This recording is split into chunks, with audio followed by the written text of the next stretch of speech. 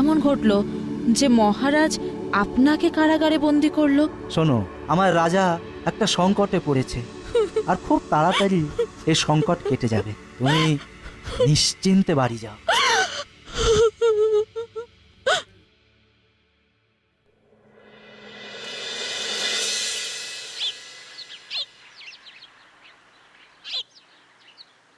রাজ্যে কিছু প্রজা অসন্তুষ্ট মহারাজ।